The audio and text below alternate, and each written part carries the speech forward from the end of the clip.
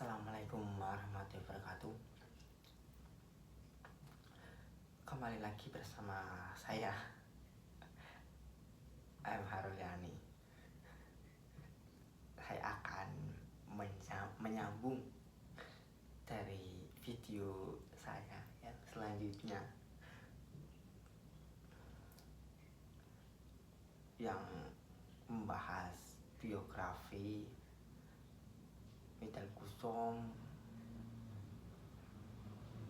ketegangan antara sains dan agama, dan lain-lain. Untuk lebih detailnya, saya sarankan untuk melihat video yang pertama dulu. Saya akan mencoba menyambung video yang kemarin, yakni poin yang selanjutnya, yakni sains dan agama harus saling melengkapi satu sama lain.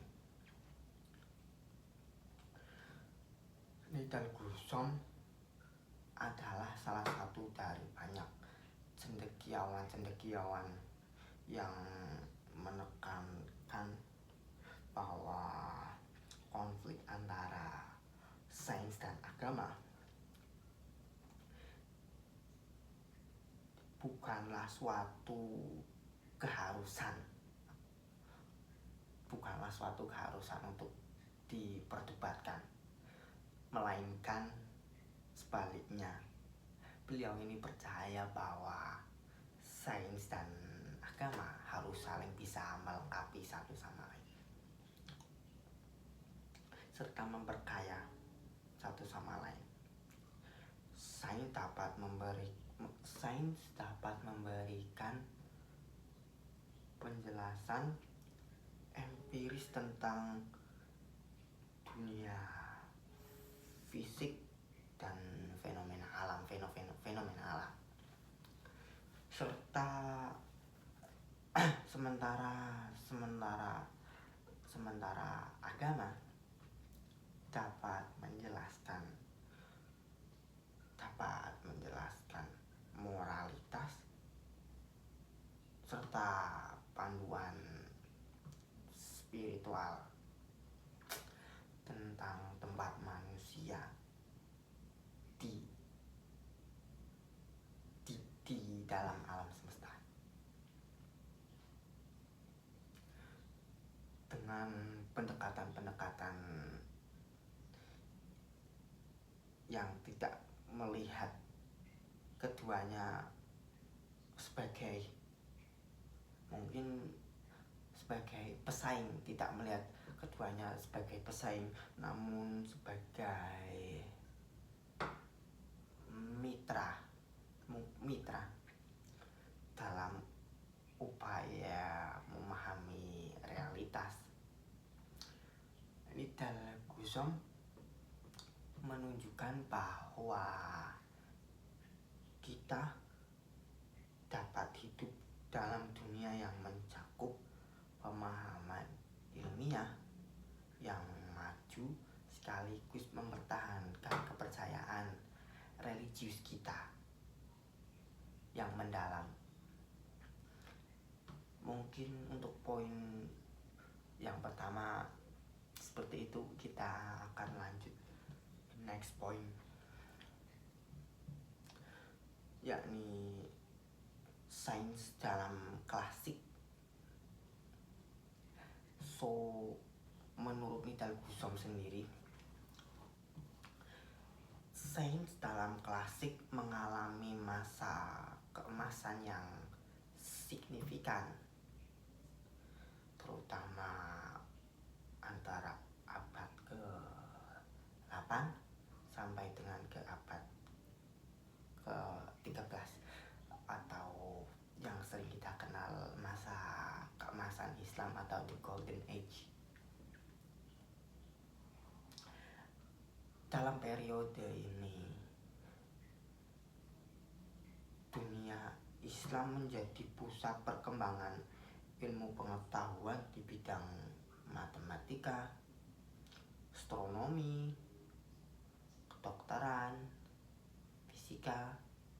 filsafat. Banyak ilmuwan-ilmuwan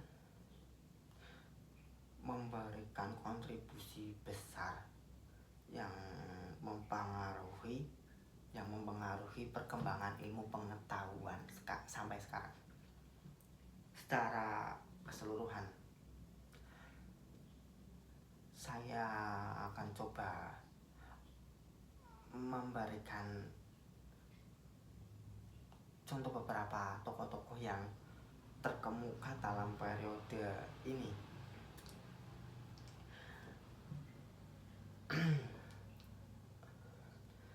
Untuk yang pertama yakni Al-Khawarizmi,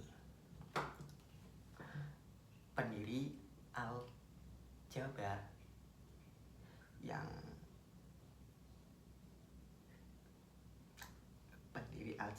dan ahli matematika yang memperkenalkan konsep-konsep dasar dalam bidang algoritma, atau Ibnu Sina.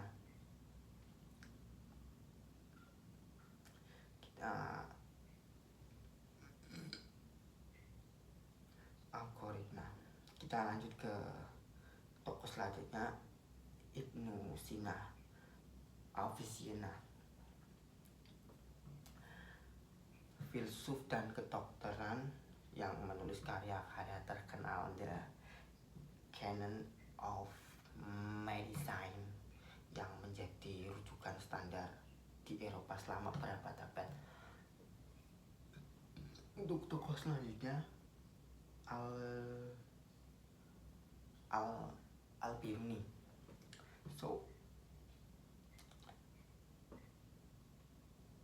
Al-Biruni merupakan bapak optik yang menjelaskan teori penglihatan eksperimen ilmiah. Menurut beliau, lidah gusam, dorongan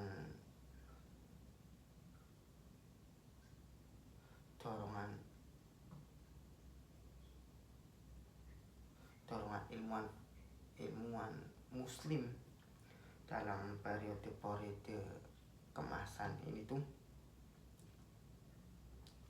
adalah keyakinan bahwa Tuhan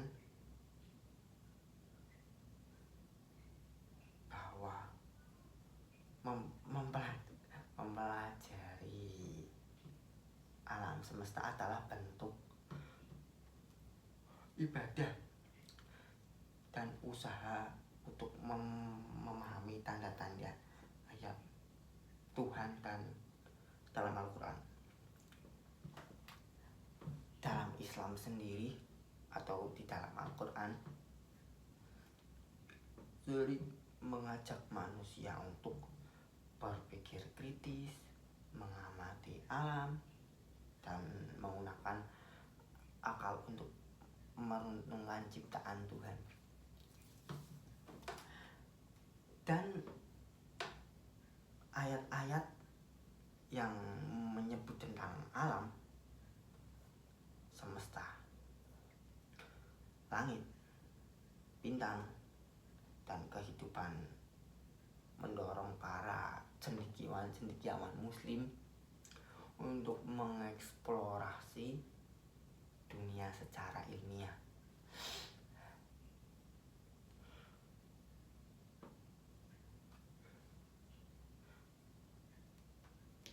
Bisa menyebutkan bahwa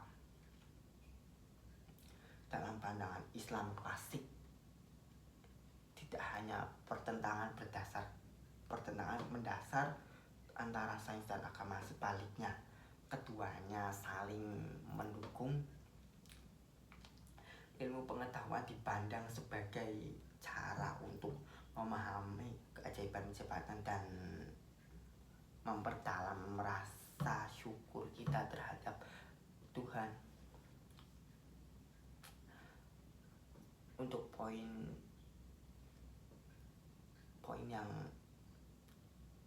selanjutnya yakni konflik modern. Untuk konflik modern sendiri ini tuh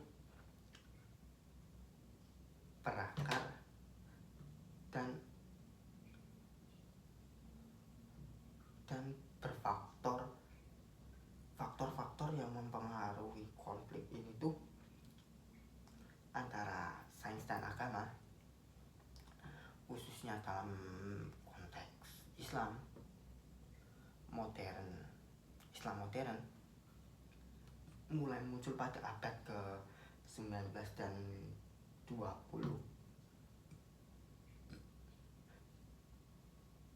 Menurut Nidal Gussem sendiri, ada beberapa faktor-faktor yang memperparah keadaan tersebut, memicu perpecahan. Di antaranya kolonialisasi dan westernisasi atau barat-baratan. Pada era kolonial, dunia muslim menghadapi tekanan dari barat yang mengklaim bahwa dirinya superioritas sains modern Eropa. Dalam banyak kasus ini menimbulkan bahwa resistensi di kalangan umat Islam yang merasa sains barat dibawa dengan nilai-nilai asing yang bertentangan dengan tradisi mereka. Untuk faktor selanjutnya yakni pembaharuan agama. Seiring dengan meningkatnya modernitas dan globalisasi, terjadi gelombang reformasi agama yang mendorong untuk pemurnian ajaran Islam, yang beberapa kalangan reformis memandang ilmu pengetahuan modern dengan curiga atau was-was, terutama dalam hal-hal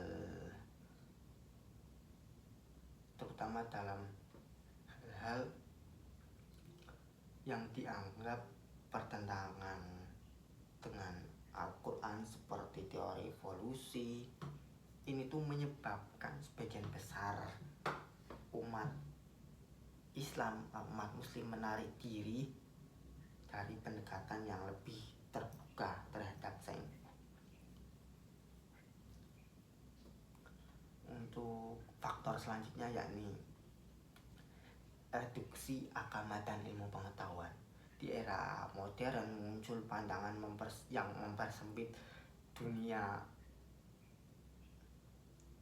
Pandangan itu menimbulkan pemisahan yang tajam antara keduanya. Penekanan pada dualitas materialisme melawan spiritualisme.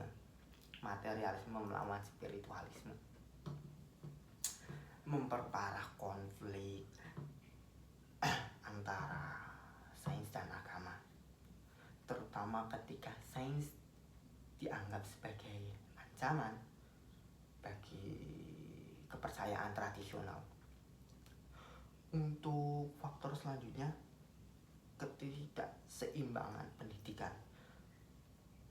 Banyak negara-negara muslim, terutama di Indonesia sendiri, itu mengalami stagnasi atau buntu dalam pendidikan ilmiah, yang menyebabkan ketidaktahuan tentang kemajuan ilmu pengetahuan sendiri. Kesenjangan ini memperdalam perpecahan di dalam ilmuwan. Di dalam ilmuwan sendiri cenderung dianggap asing. Mungkin asing ya, ilmuwan dianggap asing oleh masyarakat yang lebih religius, dan sebaliknya kalangan religius memandang sains modern ini dengan skeptis.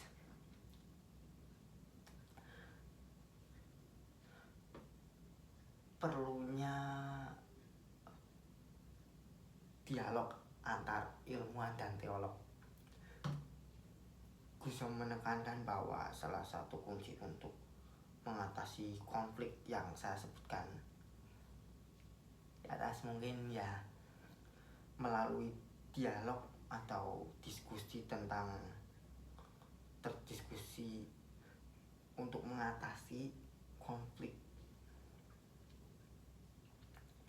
dengan melalui dialog yang jujur dan terbuka. Beberapa alasan untuk mengapa dialog ini sangat penting mungkin akan saya lanjut ke video selanjutnya. Untuk video kali ini cukup sekian. Saya ucapkan terima kasih. Wassalamualaikum warahmatullahi wabarakatuh.